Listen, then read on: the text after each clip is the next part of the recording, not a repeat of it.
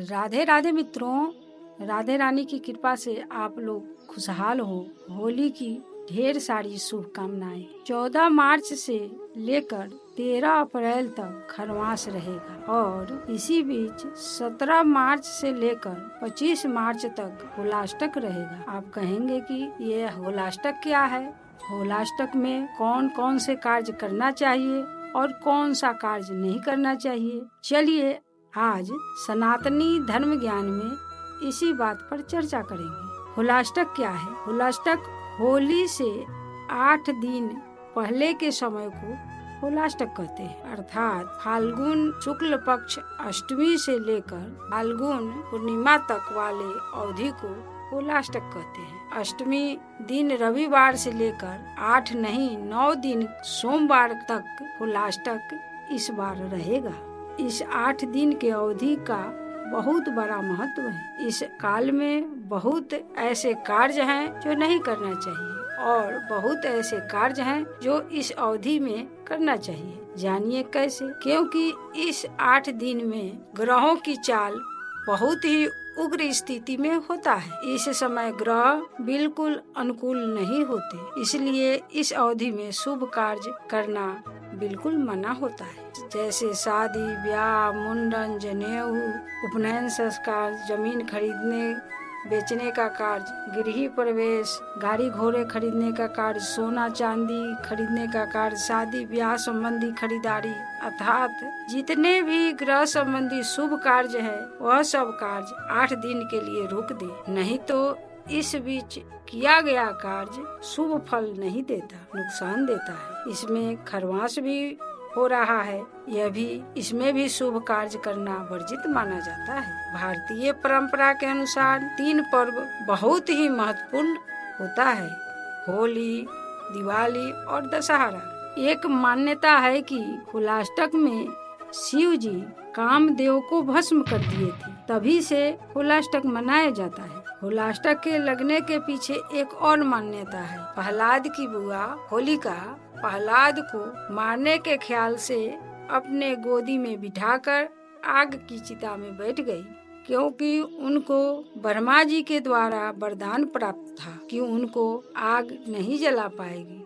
पर बुरे विचार से किया गया कार्य का परिणाम भी बुरा ही होता है। वही होलिका के साथ हुआ। होलिका चिता में जल के राख हो गई और प्रहलाद प्रभु के नाम जपते जपते बाहर निकल आए। तभी से इस त्योहार को बुराई पर अच्छाई की जीत के रूप में मनाया जाने लगा।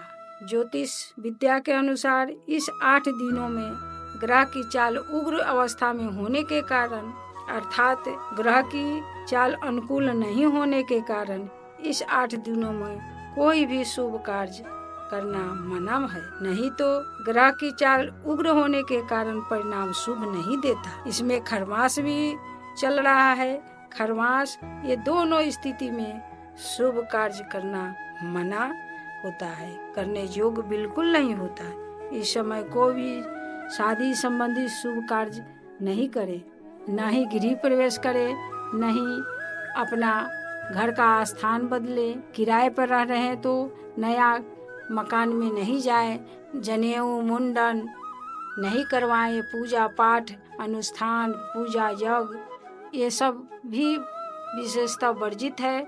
नई प्रॉपर्टी नहीं खरीदे, घोड़ा गाड़ी सोने चांदी ये सब भी खरीदारी नहीं करे। होलाष्टक खरमास में जितना हो सके इन सब शुभ कार्यों से बचे। यहाँ तक कि झाड़ू भी नया नहीं निकाले, नहीं नया कपड़ा भी नहीं पहने, जूता चप्पल भी इस समय नया नहीं निकाले। क्या कार्य करे इस समय, इसके विषय में अब आपको बताएंगे। हाँ, नित्य पूजा पाठ जो पहले से कर रहे हैं वो करते रहेंगे। खास करके भगवान विष्णु भगवान शिव जी की पूजा पाठ विशेष रूप से करना इस समय अनिवार्य बताया जाता है, क्योंकि ग्रह की स्थिति को शांत रखना इन दोनों देवों का कार्य है। पहले से पूजा होती आ रही पूजा को करते रहें। जैसे हर पूर्णिमा को सत्यनारायण भगवान की कथा कहते हैं तो सत्यनारायण भगवान की कथा कहवाएं, लेकिन विशेष पूजा अनुष्ठान नहीं करवाना चाहिए। ऐसे इस बात को समझें, जिस प्रकार से राहु काल में कोई भी शुभ कार्य करना मना होता है, प्रतिदिन निश्चित अवधि में 1.5 घंटा के लिए राहु काल लगता है, क्योंकि प्रतिदिन राहु का एक निश्चित समय में अपना उग्र रूप ले लेता है राहु।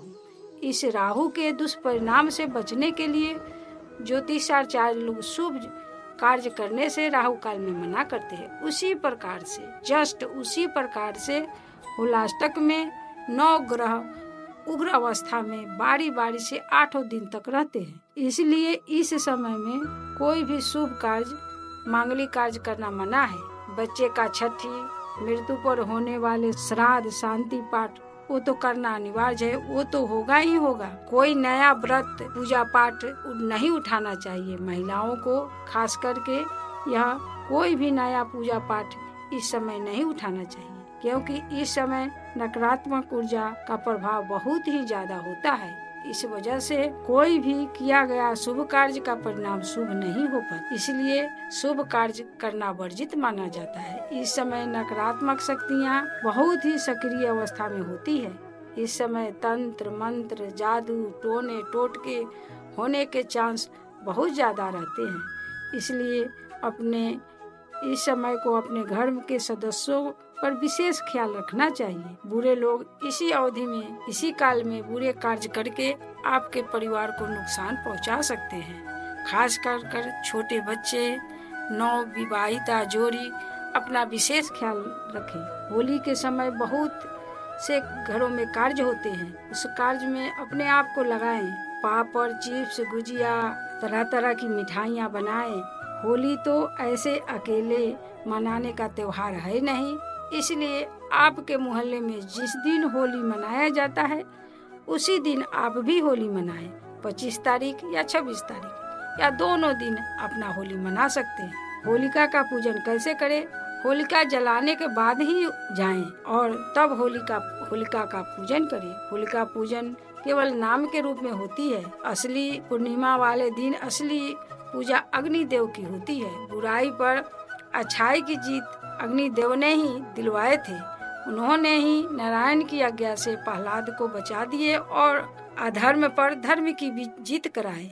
होलिका पूजन में काला तिल, गेहूं, जौ की बाली, गोबर का उपला, बतासे, ये सब लेकर जाएं। 3 परिक्रमा करें और बाकी सारे सामान अग्नि में डाल दें। वहां से चलते समय होलिका की राख लेकर अपने घर लौटे। अगर आपके घर में वास्तु दोष हो तो 1-1 चुटकी राख अपने घर के चारों दिशा में रखें। इससे वास्तु दोष, आपके घर के वास्तु दोष खत्म होगा। अगर आपके घर में कोई सदस्य अस्वस्थ है तो उसके पूरे शरीर में होलिका की राख मलकर स्नान कर ले। आगे चल के आदमी स्वस्थ हो जाता है। मन अगर अशांत है तो स्नान ध्यान करके होलिका की राख से प्रतिदिन तिलक लगाएं, फायदा मिलेगा। अगर संतान दोष, पितृदोष, कुल दोष से आप परेशान हैं तो ऐसा करें, होलिका की राख मिट्टी के बर्तन में रखकर अपने घर लाएं। उसमें गंगाजल मिलाकर 9 दिन तक अपने घर में रखें और उसके बाद उसको गंगा में विसर्जित कर दें। ऐसे आपके घर की ये सारे दोष खत्म हो जाएंगे। आप आनंद रहे, स्वस्थ रहे, मस्त रहे। अच्छा लगे तो हमारे वीडियो को सब्सक्राइब, लाइक, कमेंट अवश्य करें। जय जय श्री राधे।